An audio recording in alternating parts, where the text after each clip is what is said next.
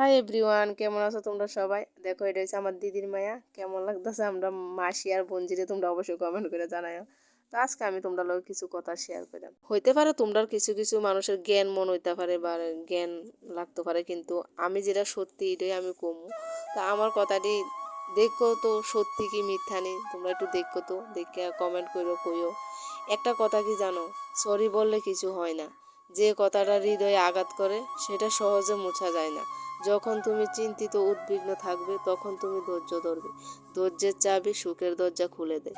পাশে দাঁড়িয়ে ভরসা দেওয়ার লোক নেই, সামনে দাঁড়িয়ে পথ দেখানোর লোক নেই, কিন্তু পিছনে দাঁড়িয়ে দেখবে সমালোচনা করার মতো অনেকে আছে।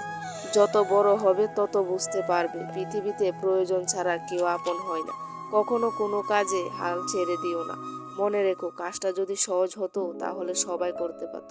বিজ্ঞানীরা আগে চিন্তা করে তারপর কথা বলে, নির্বুধরা আগে কথা বলে তারপর চিন্তা করে। তর্কের চেয়ে নীরবতা ভালো, প্রতিশোধ নেওয়ার চেয়ে রাস্তা বদলে ফেলা ভালো।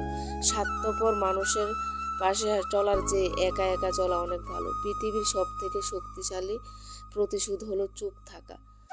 তাই বলে ভেবে নিও না তুমি হেরে গেছো। মনে রেখো, জবাবটা তুমি নয়, সময় দেবে। জীবনটা অনেকটা ওই জ্যামিতির উপপাদ্যের মতো। চিত্র দেখলে মনে হয় খুব সহজ, কিন্তু প্রমাণ করতে গেলে বোঝা যায় কতটা কঠিন। সময় বলে দেয় কে কার কতটা আপন। সময়ের সাথে সাথে বদলে যায় অনেক প্রিয়জন। সময়ের সাথে সাথে বোঝা যায় কে আপন কে পর, কে বন্ধু কে বা স্বার্থপর। কয়লাকে শত ধুলো তার ময়লা যায় না, তেমনি মানুষ বহু শিক্ষিত হলেও তার স্বভাব বদলায় না। জীবনে একটু ভালো পাও কাউকে পাওয়ার পর যদি আরো ভালো কাউকে পাওয়ার আশা করো না, তাহলে একদিন দেখবে জীবনে সবচেয়ে মূল্যবান কাউকে তুমি হারিয়ে ফেলেছো।